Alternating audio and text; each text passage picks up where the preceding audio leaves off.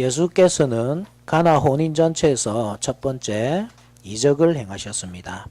즉 요한복음에는 7가지 표적이 나타나는데 그중 첫 번째가 가나 혼인잔치에서 행하신 표적이라는 말입니다. 그런데 그 첫 번째 표적이라는 것이 하필이면 물로 포도주를 만든 사건입니다. 사람들은 이것을 놓고 그리스도인이 술을 마셔도 되는지 안 되는지 논쟁거리로 삼기도 하지만 사실 예수님께서 이 첫 번째 표적을 통해 보여주고자 하는 것은 술을 마셔야 하는지 마시지 말아야 하는지에 대한 문제가 아니라 메시아가 그 백성들을 구원하러 오셨다고 할 때에 어떠한 면에서 그러한가 그 실체를 드러내기 위한 목적이었다는 것이죠. 표적의 용도라는 것이 그것입니다. 어떤 선지자가 말씀을 전한다고 할 때에 그 말씀이 참이라고 하는 표가 반드시 뒤따라야만 하는데 신명기 18장 22절에 만일 선지자가 있어 여호와의 이름으로 말한 일에 증흠도 없고 성취함도 없으면 이는 여호와께서 말씀하신 것이 아니요 그 선지자가 제 마음대로 한 말이니 너는 그를 두려워하지 말지니라. 그러면 예수님이 어떤 분이시냐? 선지자이신 것이 틀림없다는 사실에 대해서는 잘 아는 내용이고 특별히 요한복음에서 예수님을 어떻게 묘사하느냐고 할 때에 예수님 자체가 말씀이라는 것이죠. 요한복음 1장을 한번 보십시오. 1장 1절에 같이 한번 읽어봅시다. 1장 1절 시작. 태초에 말씀이 계시니라. 이 말씀이 하나님과 함께 계셨으니 이 말씀은 곧 하나님이시니라. 또 14절에도 시작. 말씀이 육신이 되어 우리 가운데 거하심에 우리가 그의 영광을 보니 아버지의 독생자의 영광이요 은혜와 진리가 충만하더라. 그렇다고 할 때에 즉 예수께서 말씀이라고 할 때에 그것이 진실하다는 표적이 있어야 한다는 말입니다. 요한복음에 나타나는 7가지 표적이 바로 그러한 역할입니다. 즉 예수께서 하시는 모든 말씀, 그 행동으로 성취하시는 모든 예언들이 옳다. 그것을 증명하기 위해서 표적을 행하시는 것입니다. 즉 표적은 전적으로 예수 그리스도의 구속사역과 밀접한 관련을 가지고 있습니다. 따라서 우리는 이 표적을 보면서 술을 마셔도 되는지 마시지 말아야 하는지 소모적인 논쟁에 에너지를 소비할 것이 아니라 그리스도의 구원사역을 발견하고 그것을 우리 삶에 적용시키며 그 구속의 은혜에 감사하며 살도록 해야 하는 것입니다. 말씀의 주제는 이것입니다. 예수 그리스도의 새 언약은 옛것을 뛰어넘는다. 돼지는 첫째, 옛 언약의 한계 1절에서 7절, 둘째, 새 언약의 영광 8절에서 11절 이 두 가지입니다. 먼저 옛 언약의 한계에 대해서 살펴봅시다. 1절을 한번 보시면 사흘째 되던 날 갈릴리 가나에 혼례가 있어 예수의 어머니도 거기 계시고 사흘째 되던 날 우리는 여기서 사흘째 되던 날이 언제인지를 주의 깊게 살펴보아야 합니다. 기본적으로 성경은 아무 의미 없이 기록된 것이었고 특별히 사흘째 되던 날이라고 특별하게 명시할 때는 어떤 특정한 날을 설명하기 위한 장치로 보아야 하기 때문입니다. 그렇다고 할 때에 이 사흘째 되던 날이란 어디서부터 사흘째 되던 날이라는 뜻일까요? 요한복음 1장 19절 이하를 보게 되면 사람들이 세례 요한에 대해 네가 누구냐고 묻는 장면이 나오는데 그는 자신에 대해서 소개하기보다 예수 그리스도를 증거하는 일에 집중하고 있습니다. 19절을 보십시오. 유대인들이 예루살렘에서 제사장들과 레위인들을 요한에게 보내어 네가 누구냐 물을 때에 요한의 증언이 이러하니라. 이어서 20절을 보시면 요한이 드러내어 말하고 숨기지 아니하니 하는 말이 나가 아니란 거기서부터 첫날이 시작되는 것입니다. 그리고 29절을 보시면 같이 한번 읽읍시다. 29절 시작. 이튿날 예수께 나오심을 보고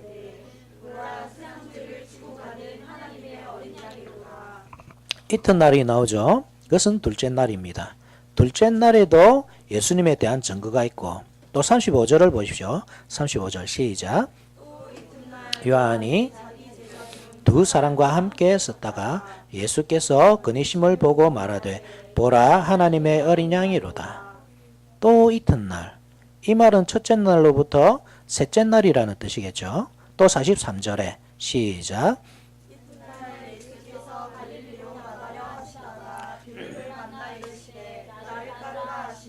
또 이튿날입니다. 즉 넷째 날입니다. 예수님이 12제자 가운데 빌립을 만나서 부르시고 계신 장면입니다. 그리고 오늘 본문의 사흘째 되던 날, 다음 날이 아니고 사흘째 되던 날이기 때문에 여섯째 날이 됩니다.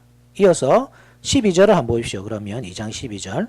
그 후에 예수께서 그 어머니와 형제들과 제자들과 함께 가버나움으로 내려가셨으나 거기에 여러 날 계시지는 아니하시니라.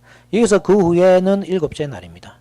13절을 보시면 유대인의 유월절이 가까운지라 예수께서 예루살렘으로 올라가셨더니 성전 안에서 소와 양과 비둘기 파는 사람들과 돈 바꾸는 사람들이 앉아있는 것을 보시고, 성전 청결 사건이죠. 일곱째 날에 성전 청결 사건이 있는 것입니다. 이것이 요한복음에만 있는 독특한 구조인데 7일 구조이고 또 성전으로 들어가는 구조입니다. 왜냐하면 요한복음의 주제가 무엇이냐면 예수님은 성전으로 오셨다 하는 것이기 때문입니다. 그 백성들이 성전으로 들어가는 시간이 언제입니까? 안식일이죠. 그래서 7일 구조라고 할 때에 그 중심에는 하나님의 천지 창조가 있고 천지 창조의 절정으로서 안식일이 주어지기 때문에 예수께서 6일 동안 창조하시고 성전으로 들어가시는 것입니다. 그것은 예수께서 창조주이시기도 하지만 성전의 완성이 곧 새로운 세상의 완성이고 예수께서 그러한 새 성전으로 오셨기 때문에 6일 창조를 먼저 행하시고 성전으로 들어가시며 특별히 성전을 청결하게 하시면서 그 사역을 완성하신다 하는 것을 보여주는 것입니다. 즉 앞에 6일은 새롭게 창조하는 시간입니다. 마지막 7일 안식일에 성전으로 들어가심으로써 그러한 사실을 확정하는 것입니다. 물론 옛 성전은 오염되어 있었습니다. 그래서 성전을 청결하게 하시는데 예수님은 성전 청결이라는 다소 과격해 보이는 행동을 통해서 결국 옛 성전이 무너져야 할 것과 새 성전이 도래해야 할 것에 대한 암시를 보여주고 계신 것이죠. 그렇다고 할 때 이 사흘째 되던 날, 이 말은 예수께서 행하신 첫 번째 표적에서 중요한 의미를 가집니다. 하나님의 천지 창조에서 여섯 번째 날을 떠올리도록 하기 때문입니다. 하나님은 창조 6일째 무슨 일을 하셨습니까? 하나님은 여섯째 날에 가축들과 땅 짐승들을 그 종류대로 만드셨지만 창조 6일의 핵심은 사람의 창조입니다. 즉 사람을 만드셨습니다. 그리고 제7일에 안식하셨던 것입니다. 6일째 사람을 만드셨다. 이 사실을 잘 기억하시고 사흘째 되던 날 예수님은 갈릴리 가나에 혼인잔치가 있어서 그 제자들과 함께 방문하게 되었습니다. 신랑과 신부가 누구인지에 대해서는 알려진 바가 없습니다. 다만 예수님과 그 제자들, 예수님의 모친까지 초청받은 것으로 봐서 그 지역의 유명한 인사였던지 예수님과 상당한 친분을 유지하던 사람이었을 것이란 사실은 추측을 통해서 알 수 있는 것이죠. 혼인잔치가 한참 진행 중이던 시간에 전혀 예상치 못하던 일이 발생합니다. 포도주가 떨어진 것입니다. 3절 우리 같이 한번 읽어봅시다. 3절 시작. 포도주가 떨어진지라.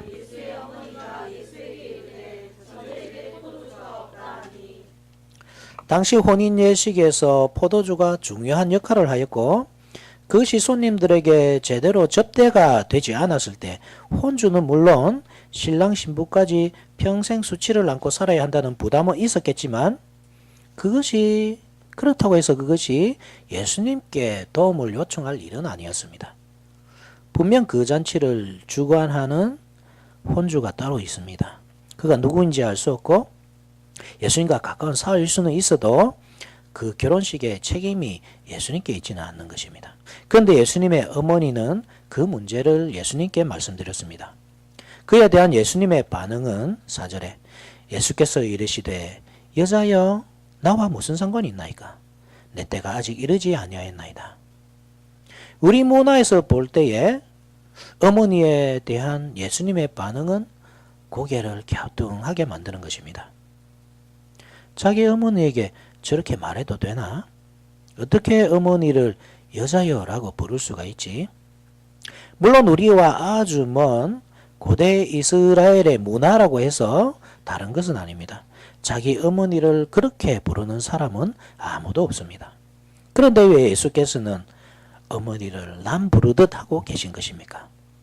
율법의 5번째 계명이 내 부모를 공경하라는 것이고 예수님이 율법을 완성하기 위해 오신 분이라고 하신다면 부모님에 대한 존경심을 조금 더 보여야 하셨지 않겠습니까? 한 가지 짚고 넘어가야 할 사실은 여기서 여자여라는 호칭은 결코 가벼운 것은 아니라는 사실입니다. 한 여성에 대한 애정과 존경을 담고 있는 호칭입니다. 그렇기 때문에 예수님께서 당신의 어머니를 함부로 대했다고는 볼 수 없지만 여전히 한 가지 걸리는 것은 어머니에 대해서 전혀 모르는 사람 취급하고 있다는 것입니다. 여자여 라고 부름으로써 말입니다. 왜 그렇게 하셨을까? 이유는 간단합니다. 예수님은 우리가 이 본문을 어떻게 접근하고 해석해야 할 것인지 중요한 단서를 이 호칭을 통해 제공해 주고 계신 것입니다. 즉 예수께서 물로 포도주를 만드신 사건은 단순히 어머니의 요구가 있었기 때문에 혹은 연회장이나 손님들의 만족을 채워주기 위해서 혹은 후대 독자들에게 술을 마셔도 되는지 안 되는지에 대한 답을 제공하기 위해서가 아니라 예수님의 공적인 사역 가운데 하나였다는 것입니다. 그 어머니에게 예수님은 아들입니다. 그러나 공식적으로는 메시아이십니다. 제가 사적으로는 한 가정의 남편이고 우리 아이들의 아버지지만 또 우리 부모님에게는 아들이 되겠지만 공적으로는 목사이듯이 그래서 아무리 가족이라도 교회에서만큼은 혈육의 정을 떠나서 한 성도로 대해야 하듯이 예수님은 하나님의 보내신 메시아로서 공적인 사역을 하고 계셨습니다. 그렇기 때문에 그 어머니를 한 성도로 대하고 있는 것입니다. 즉 어머니는 결혼식 잔치에 포도주가 떨어진 사실에 대해서 이야기하고 있지만 예수님은 당신의 공적인 속죄 사역에 대해서 말씀하고 계셨던 것입니다. 내 때가 아직 이르지 아니하였나이다 라고 말씀하신 이유가 바로 그것입니다. 즉 십자가에 달려 돌아가실 때가 아직 이르지 않았습니다 하는 뜻입니다. 이 사적인 영역과 공적인 영역이 미묘하게 교차하는 이 부분에서 예수님의 어머니는 오직 예수님께 그 모든 권위가 있음을 인정하며 하인들에게 명령을 하고 있습니다. 5절에 그의 어머니가 하인들에게 이르되 너희에게 무슨 말씀을 하시든지 그대로 하라 하니라. 당신의 아들이 포도주를 줄 것이라는 말이 아닙니다. 잔치집에 포도주가 떨어진 이 곤란한 상황에 대한 타개책을 예수께서 제시해 줄 것이라는 말도 아닙니다. 단지 예수께서 무슨 말씀을 하시든지 그대로 하라는 뜻입니다. 무슨 의도로 이런 말을 하고 있는지 알 수는 없지만 그녀의 이 말은 후에 예수님의 공적인 명령에 순종해야만 하는 그 제자들에게 지금 제자들이 함께 있다고 하는 사실을 기억하십시오. 그리고 이 말씀을 읽고 있는 우리에게 중요한 원리를 제공하는 말이 되었습니다. 무슨 말씀을 하시든지 그대로 행하라. 가라는 곳으로 가고 서라는 곳에서 서고 먹으라 하는 것을 먹고 죽으라 하면 죽고 그것이 예수님께서 제자들에게 또 현대를 살아가는 성도들에게 주시는 제자의 자세 즉 무슨 말씀을 주실 때에 반드시 가지고 있어야 할 자세인 것이죠. 현대인들은 그렇지 않습니다. 마치 예수님의 어머니가 사적으로 예수님께 무엇을 요구하시듯이 자기 뜻대로 하나님께 요구하고 그 뜻이 관철되기를 바랄 뿐이지 하나님의 뜻이 이루어지기를 소원하고 그 뜻이 이루어졌을 때 기뻐하지 않습니다. 우리가 기도하는 것, 하나님께 내가 가진 소원을 간구하는 것, 그것이 나쁜 것은 아닙니다. 그러나 내 뜻이 관철되기를 바라서는 안 됩니다. 그 모든 소원 가운데서도 하나님의 뜻이 이루어지기를 바라야 하고, 그렇게 되었을 때 온전히 기뻐할 수 있는 신앙을 가져야 하는 것이죠. 예수님의 어머니가 그 뜻을 구했을 때, 그때 비로소 예수님은 하인들이 무엇을 해야 하는지를 가르쳐 주셨습니다. 6절에 같이 읽어봅시다. 시작. 거기에 유대인의 정결 예식을 따라.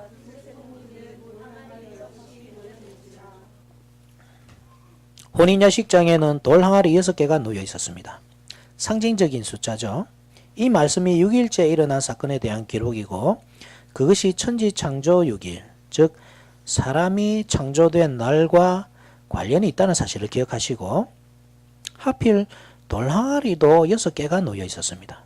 하나가 부족하죠. 성전으로 들어가기 위해서는 완전한 정결이 요구되지만, 돌 항아리가 6개라는 말은 독자들로 하여금 중요한 한 가지가 빠져 있다는 인상을 주고 있습니다. 그 돌 항아리는 평상시 물이 있었는데 유대인의 정결 예식을 위한 물이었습니다. 즉 유대인들은 외출 후에 그리고 먹기 전에 반드시 손과 발을 씻어야 했는데, 아담과 하와의 범죄 이후로 온 자연 만물은 죄로 오염되어 있기 때문입니다. 그래서 그 오염된 자연 만물로부터 자신의 몸을 정결하게 지키기 위해서 옷을 입어야 했고 신발을 신어야 했던 것이죠. 즉 죄로 오염된 땅과 자신을 구별하는 것입니다. 신발을 신음으로써. 그러나 흙이나 먼지가 그 신발 틈새로 들어올 수밖에 없고, 부지 중에 부족한 것이 몸에 닿을 수밖에 없기 때문에 항상 물로서 몸을 깨끗하게 씻어내야 했던 것입니다. 민수기 31장 23절을 보면 불에 견딜 만한 모든 물건은 불을 지나게 하라. 그리하면 깨끗하려니와 다만 정결하게 하는 물로 그것을 깨끗하게 할 것이며 불에 견디지 못할 모든 것은 물을 지나게 할 것이니라. 물의 기능이 그것입니다. 정결하게 하는 것입니다. 그래서 노아의 홍수가 있었고, 즉 노아의 홍수는 아담과 하와의 죄로 말미암아 오염된 온 세상을 물로서 정결하게 하는 기능이었던 것입니다. 족장들은 우물을 팠습니다. 우물을 통해 생수가 공급되지만 하나님의 백성들에게 너무나도 중요한 이 씻는 일을 우물에서 했던 것입니다. 성막에는 물두멍이 만들어져 놓였습니다. 성막에 있던 물두멍의 기능이 그것이었습니다. 물두멍의 기능은 제사장들이 몸을 씻고 하나님께 드릴 제물을 씻는 일이었습니다. 출애굽기 30장인데 우리 같이 한번 찾아봅시다. 출애굽기 30장 19절과 20절. 출애굽기 30장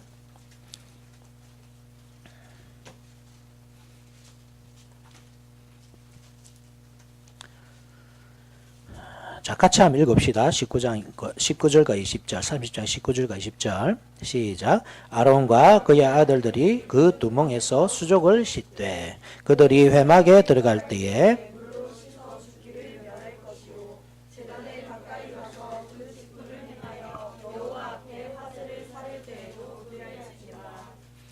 성전 뜰에 놓여 있던 놋바다도 마찬가지입니다. 놋바다는 물두멍이 크게 확장된 것입니다. 거기에 물을 담아서 제사장들은 자신은 늘 씻으면서 정결하게 해야 했습니다. 에스겔 선지자가 본 환상에 의하면 새 성전에서는 그 놋바다에 물이 흘러넘쳐서 온 세상으로 나아갑니다. 즉 성전 문지방에서 물이 흘러나와서 처음에는 발목에 차오르던 것이 나중에는 무릎에 차오르고 허리에 차오르고 나중에는 능히 건너지 못할 강이 되어서 바다에까지 이르렀던 것이죠. 그 물로 말미암아 모든 생물이 되살아나고 강 좌우편에는 심이 많은 나무가 자라나고 그 잎사귀를 약재료로 사용할 수 있을 만큼 온 세상에 회복되는 환상을 에스겔 선지자가 보았던 것입니다.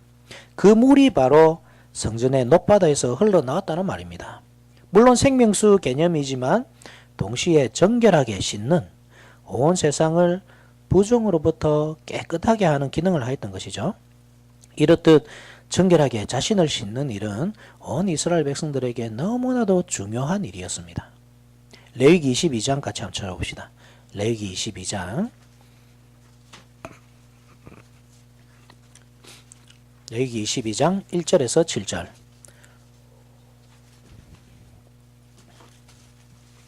레위기 22장 1절에서 7절. 조금 길기 때문에 이것은 우리가 한 절씩 한번 읽어보도록 하겠습니다. 레위기 22장 1절에서 7절. 여호와께서 모세에게 말씀하여 이르시되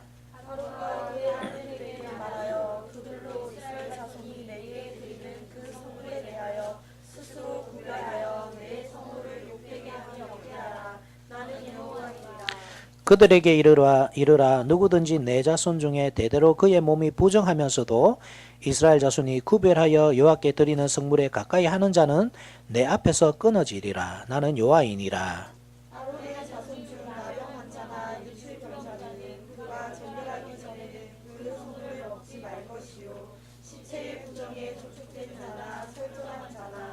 무릇 사람을 부정하게 하는 벌레에 접촉된 모든 사람과 모든 부정이든지 사람을 더럽힐 만한 것에게 접촉된 자.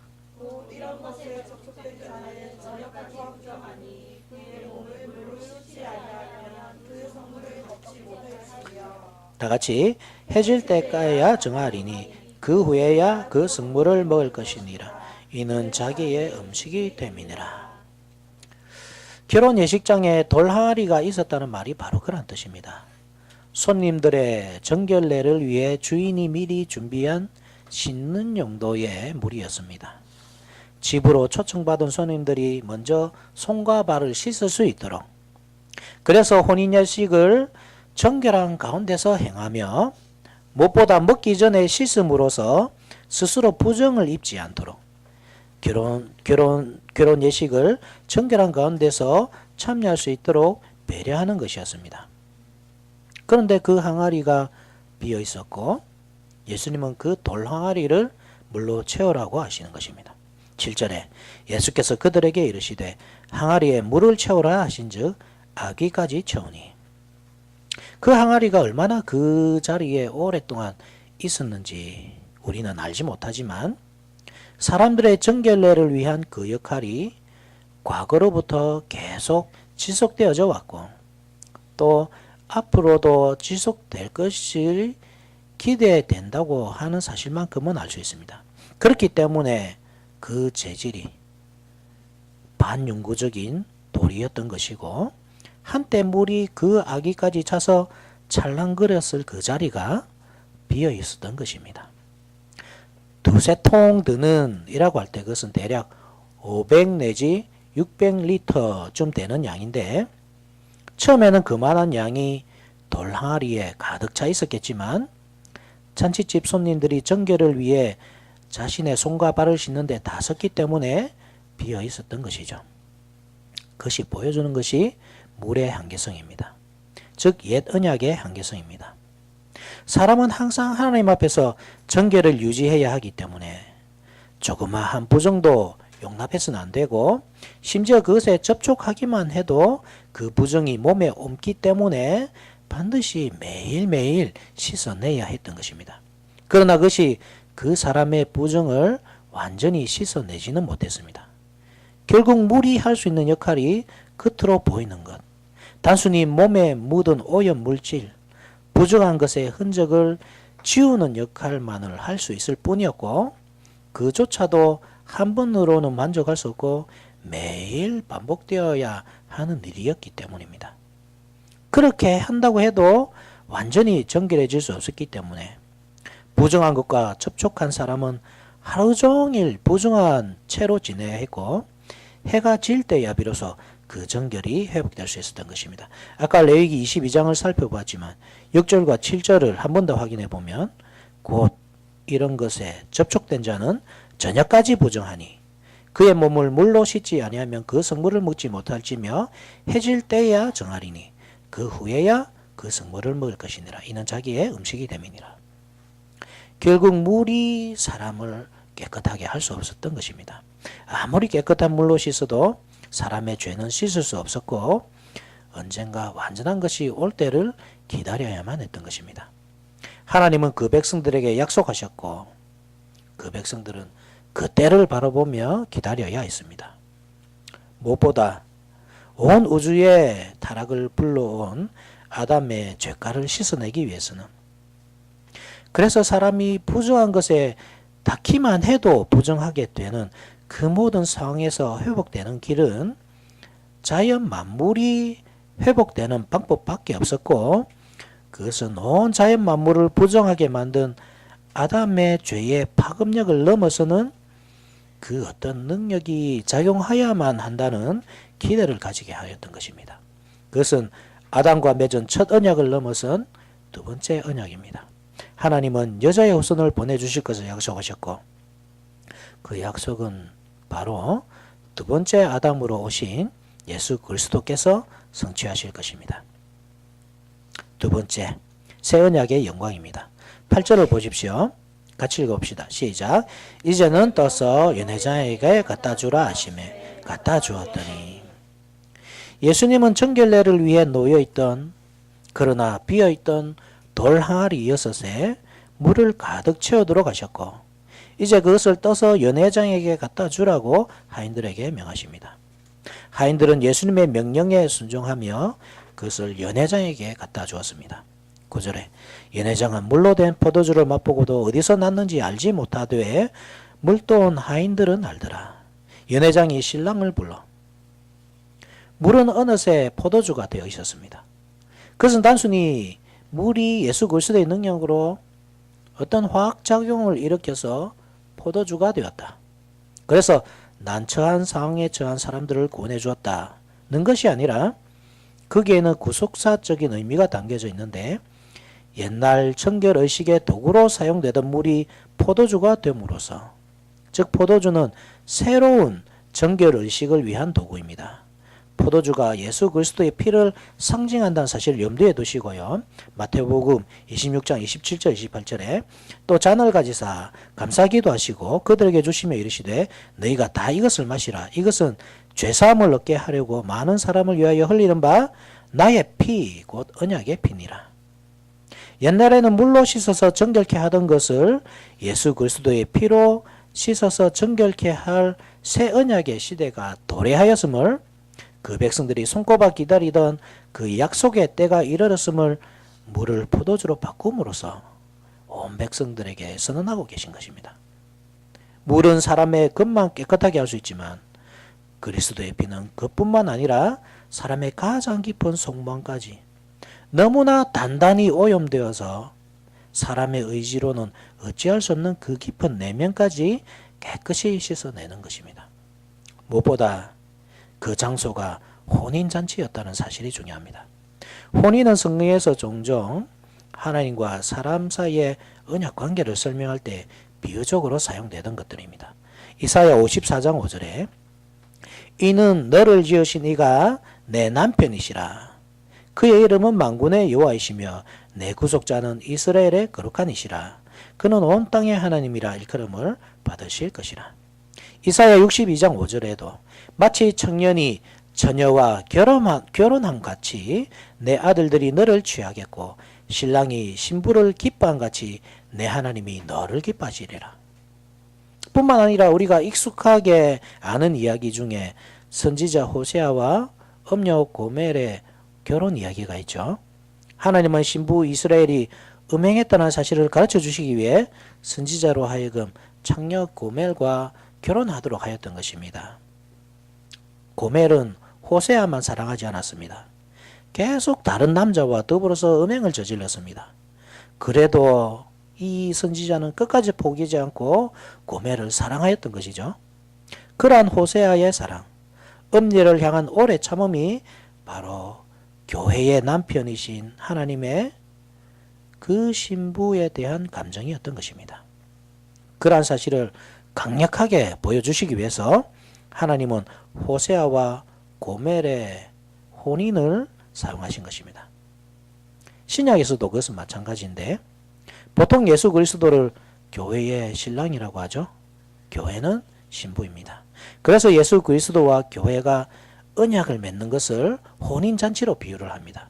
요한계시록 19장 7절에 우리가 즐거워하고 크게 기뻐하며 그에게 영광을 돌리세 어린 양의 혼인 기약이 이르렀고 그의 아내가 자신을 준비하였으므로 9절에도 천사가 내게 말하기를 기록하라 어린 양의 혼인잔치에 청함을 받은 자들은 복이 있도다 하고 또 내게 말하되 이것은 하나님의 참되신 말씀이라 하기로.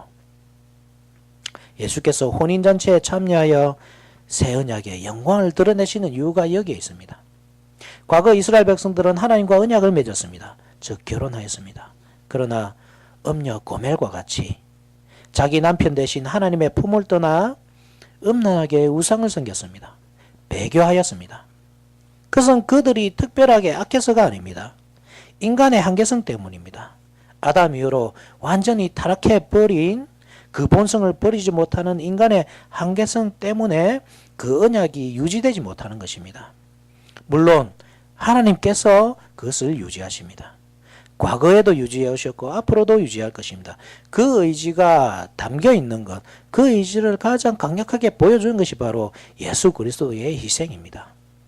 사람은 도저히 능력이 안 된다는 사실을 아셨기 때문에 그 독생자를 보내셔서 대신 감당하도록 하신 것입니다. 물로 할 수 없던 그것을 보혈의 피로 씻음으로써 완전한 정결을 이루셨던 것입니다. 원래 하나님은 죄인과 함께 할 수 없는 분이시지만 어떻게 거룩하신 하나님께서 음란한 여인과 음란한 교회와 결혼하시겠습니까? 그래서 예수 그리스도의 보혈로서 먼저 우리를 정결하게 만들어 주시고 의롭다 인정해 주시고 그 다음에 우리와 함께 언약을 맺으시고 동거하시기를 기뻐하시는 것입니다.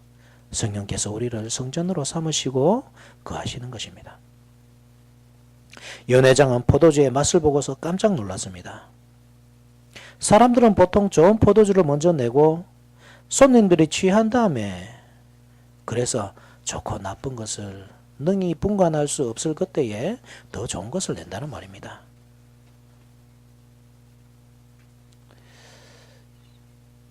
그래서 연회장은 잔치를 훌륭하게 치르기 위해서 오래전부터 준비해오던 가장 좋은 포도주, 값비싼 포도주를 먼저 손님들에게 접대하였겠지만 그것은 끊어졌습니다. 없어져 버렸습니다. 포도주 없이 잔치가 됩니까? 술이 없으면 신나게 놀 수 없어서 그렇다거나 맨정신으로는 진솔한 이야기를 나눌 수 없기 때문에 그렇다는 세상 사람들의 관점에서 드리는 말씀이 아닙니다. 성경에서 포도주는 기쁨의 대명사이고 시편 104편 15절이죠. 사람의 마음을 기쁘게 하는 포도주와 사람의 얼굴을 윤택하게 하는 기름과 사람의 마음을 힘있게 하는 양식을 주셨도다. 사사기 9장 13절에도 포도주가 그들에게 이르되 하나님과 사람을 기쁘게 하는 내 포도주를 내가 어찌 버리고 가서 나무들 위에 우쭐대리요 한지라. 유대 문화에서는 그러한 포도주가 없이는 잔치가 진행될 수 없기 때문입니다. 포도주가 끊어졌습니다. 잔치는 멈추었습니다. 웃고 즐기는 소리로 떠들썩해야 하는 혼인잔치가 당황과 우려로 침묵에 빠졌습니다. 그때 이전 것과는 비교도 할 수 없는 좋은 포도주를 하인들이 가지고 온 것입니다. 10절에 같이 읽어봅시다. 시작. 말하되 사람마다 먼저 좋은 포도주를 내고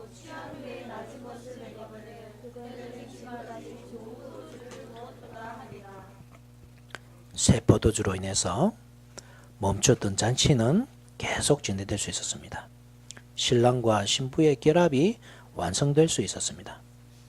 이러한 사실이 보여주는 것은 결국 옛 언약은 끊어질 수밖에 없다고 하는 것입니다.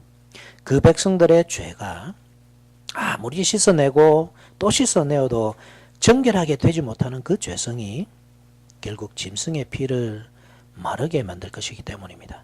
아무리 많은 짐승이 죽임을 당하고 피를 흘린다고 하여도 그 죄는 완전히 씻겨지지 않기 때문입니다. 그들은 포로로 잡혀갈 수밖에 없습니다. 포로에서 돌아왔지만 여전히 포로였습니다. 죄의 포로였습니다. 언약은 여전히 끊어져 있는 상태였습니다. 은혜의 물줄기는 멈추어져 있었습니다. 그때 예수님께서 오신 것입니다. 그 끊어진 관계, 하나님과 사람 사이를 연결하기 위해서 그 죄 때문에 함께 할 수 없는 그 관계를 회복시키기 위해서 오셨습니다. 도저히 신부로서는 자격이 없는 사람들이었지만 그 피로서 씻기시고 정결케 하시고 새 사람이 되도록 하셔서 의의 옷으로 의의 화관으로 치장하셔서 하나님의 아름다운 신부가 되게끔, 그래서 언약이 다시 이루어질 수 있도록, 그래서 하나님이 그 백성들과 함께 하시겠다는 임마누엘이 약속이 완성될 수 있도록 하셨던 것입니다. 그 피는 옛 언약의 피와 비교도 할 수 없을 정도로 좋은 것입니다. 하나님과 그 백성들이 완전한 연합을 이루도록 하는 참 혼인 예식이 완성되도록 하는 언약의 피입니다. 그 피로 말미암아 우리는 정결하게 되었고 하나님과 참된 연합을 이루게 되었습니다. 교회는 예수 그리스도의 신부가 되었고 성령 하나님께서 거하시는 성전이 되었고 하나님께서 함께 하시는 하나님의 집이 되었습니다. 우리는 완전한 새 사람이 되었습니다. 앞서 사흘째 되던 날이라는 말씀의 뜻이 6일, 즉 하나님의 천지 창조 가운데 6번째 날을 상기하도록 한다고 말씀드렸지만 하나님은 6번째 날에 사람을 만드셨거든요. 그 사람은 타락하였습니다. 하나님과 맺은 언약을 깨뜨려 버렸습니다. 그 이후로 사람은 항상 물로 씻음으로써 몸을 정결하게 가꾸어야 했고 짐승의 피를 흘림으로써 자신의 죄를 계속 씻어내야 했습니다. 죄된 옛사람은 제사 제물과 함께 죽어야 했고 그 제사 제물이 하나님께 연락될 때야 비로소 새 사람으로 거듭날 수 있었던 것입니다. 그러나 죄는 그것을 지속할 수 없게 만들었고 결국 그들은 그 죄 때문에 망하고 포로로 끌려갈 수밖에 없게 되었습니다. 포로 생활은 무덤입니다. 죽은 것입니다. 어떻게 되살아날 수 있습니까? 포로에서 되돌아옴으로써 되살아날 수 있습니다. 바벨론에서의 70년간의 포로 생활을 끝마치고 그들은 돌아왔습니다. 지금 그들은 돌아온 상태입니다.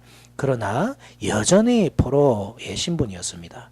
비록 몸은 자유였을지 몰라도 그들은 죄의 노예였습니다. 따라서 그들은 죽어있던 상태였습니다. 언약이 끊어져 있었습니다. 예수님이 그것을 이어주기 위해서 오셨다는 말입니다. 죄의 종살이 가운데 있는 그들을 불러내어 부활시키기 위해서 새로운 사람으로 태어나도록 하기 위해서 그 귀한 보혈을 흘리셨던 것입니다. 즉 예수님은 창조주로서 태초부터 하나님과 함께 계시면서 창조 활동에 동참하셨던 아버지 하나님의 동력자로서 새 창조를 하고 계신 것입니다. 물론 예수님 자체가 새로운 인간이십니다. 타락한 아담을 뛰어넘어 하나님과 사람의 사이를, 그 갈라진 사이를 화해시키실 분, 하늘과 땅을 통일시키실 분, 그 언약을 완성하실 분, 그래서 우리에게 아름다운 낙원을 허락하실 새 아담이셨습니다. 동시에 사람을 새롭게 지으시는 창조자로서 이 언약의 자리, 혼인잔치의 자리에 참여하고 계신 것입니다. 과연 예수님은 사람을 새롭게 만드셨습니다. 그 피로서 새롭게 창조하셨습니다. 즉 예수 그리스도를 믿는 사람들은 새 사람이 되었습니다. 과거에는 죄에 빠져 하나님과 상관없는 삶을 살았지만 예수 그리스도를 알고 난 후부터 우리는 죄를 떠나 하나님과 동거하며 사는 것입니다. 그것을 거듭났다라고 표현하는 것입니다. 어떻게 거듭날 수 있습니까? 성령으로 거듭날 수 있습니다. 예수 그리스도를 구주로 영접하는 사람, 그 피로서 정결하게 된 사람, 그래서 성령께서 그 속에 내주하는 사람은 거듭난 사람들입니다. 새롭게 창조된 사람들입니다. 옛날 아담의 죄를 따르지 않고 예수 그리스도의 순종의 길, 오직 말씀을 따라 사는 사람들입니다. 매주일 우리는 그것을 경험합니다. 어린 양의 혼인잔치가 매주일 일어납니다. 말씀은 성혼 선언문입니다. 신랑이신 예수 그리스도와 그 신부인 교회가 하나가 되었다는 사실을 온 만방에 선포하는 것입니다. 성찬식은 혼인잔치를 위한 음식입니다. 떡도 있고 포도주도 있습니다. 사람은 떡을 통해 셈을 얻고 포도주를 통해 기쁨을 누립니다. 옛 언약의 피는 몸 밖에 뿌려졌습니다. 출애굽기 24장 7절과 8절에 같이 한번 찾아봅시다. 출애굽기 24장 7절과 8절.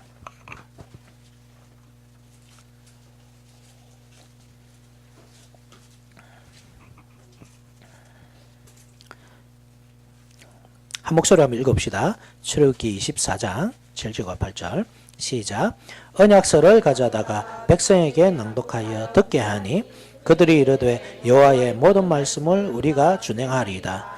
모세가 그 피를 가지고 백성에게 뿌리며 이르되 이는 여호와께서 이 모든 말씀에 대하여 너희와 세우신 언약의 피니라.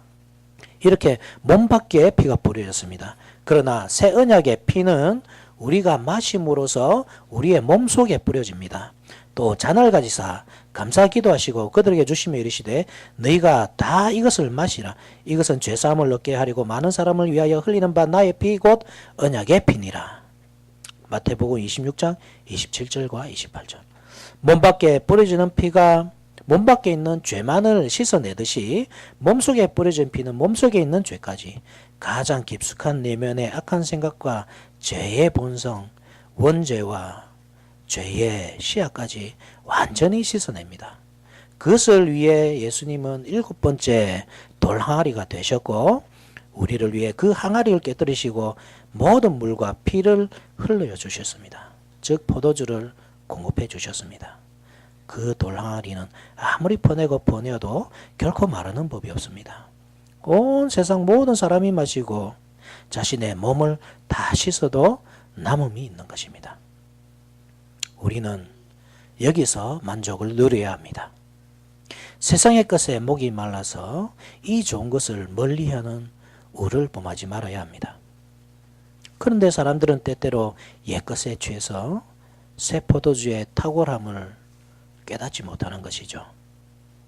옛날 하나님을 모르던 시절에 누리던 그 모든 것들을 버리지 못하고 그리스도인이라 하지만 세상 사람과 같이 그리스도의 신부라 하지만 음녀와 같이 거기서 목마름을 해결하려 하는 것입니다.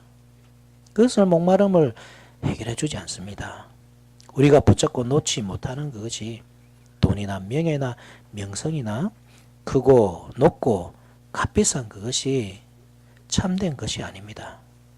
좀 더 비싼 음식을 먹고 값비싼 옷으로 치장하고 꾸미고 크고 화려한 집에 산다고 해서 내가 새 사람이 되지 않습니다. 세상 사람들은 다르게 봐줄 수 있죠. 저 사람은 뭔가 다른 사람이다. 그렇게 봐줄 수가 있죠. 그러나 하나님의 눈에는 누더기를 걸친 불쌍한 탕자일 뿐입니다. 우리는 거듭나야 합니다. 옛 사람을 버리고 새 사람을 입어야 합니다. 새롭게 창조되어야 합니다. 그러면 어떻게 해야 합니까? 옛날 유대인들이 거듭나기 위해서 옛것을 포기했듯이 우리 또한 옛것을 포기해야만 합니다. 예수님은 새로운 성전으로 이 땅에 오셨고 옛 성전은 사라져야 할 대상이었습니다. 옛 언약에 매여서 새 것을 받아들이기를 주저하지 말아야 하는 것입니다. 그러나 유대인들은 옛 것을 포기하지 못했습니다. 자기의 죄를 씻지도 못하는 그 돌항아리를 붙잡고서 그들을 구원하러 오신 예수 그리스도를 대적하였던 것입니다. 그 결과 그들은 망하고 말았습니다. 그것은 우리도 마찬가지입니다. 우리가 붙잡고 있는 옛것을 포기하지 못할 때 옛것을 포기해야만 새것을 담을 수 있는 것입니다. 그런데 옛것을 포기하지 못할 때 우리는 결코 새 사람이 될 수 없고 구원에 이르는 믿음도 가질 수 없는 것입니다. 옛것을 내려놓아야 합니다. 포기해야 하고 버려야 합니다. 그것의 달콤함에 취해서 그리스도의 은혜를 거절해서는 안 됩니다. 그것은 결국 망하는 길입니다. 말씀을 맺겠습니다. 예수께서 물로 포도주를 만드신 사건은 술을 즐기는 사람들을 옹호해 주는 말씀이 아닙니다. 오히려 그 반대가 될 수 있는데 예수께서는 과거의 백성들이 자신을 정결하기 위해 사용하던 물을 포도주로 바꿈으로써 사람이 결코 물로서는 정결하게 될 수 없고 오직 예수 그리스도의 피로서만 정결하게 될 수 있다는 사실을 가르쳐 주심으로써 새 언약의 시대가 도래했음을, 그러므로 그리스도인은 새 사람이 되어야 함을 드러내셨기 때문입니다. 즉 그리스도인은 새롭게 창조된 사람입니다. 과거 술 취하던 모습에서 새롭게 된 사람이고 음란하고 폭력적이고 사람을 함부로 대하고 욕하고 비방하고 미워하던 옛사람은 죽고 새롭게 거듭난 사람들입니다. 물론 때때로 실패하기도 하지만 그래서 매주일 그 언약식은 반복되는 것입니다. 예수님의 공로가 부족해서가 아니라 우리의 연약함 때문입니다. 우리는 너무나 자주 망각하며 살기 때문에 매주일 예배를 통해서 그 언약을 늘 새롭게 떠올리도록 하시는 것입니다. 우리는 그리스도의 언약의 피로 새롭게 되었습니다. 그러므로 새 사람답게 옛것을 벗어버리고 금이나 진주나 값진 옷이 아니라 오직 말씀과 성령으로 자신을 화려하게 치장하여 그리스도의 신부가 되어서 정결하게 살아가도록 해야겠습니다. 아멘.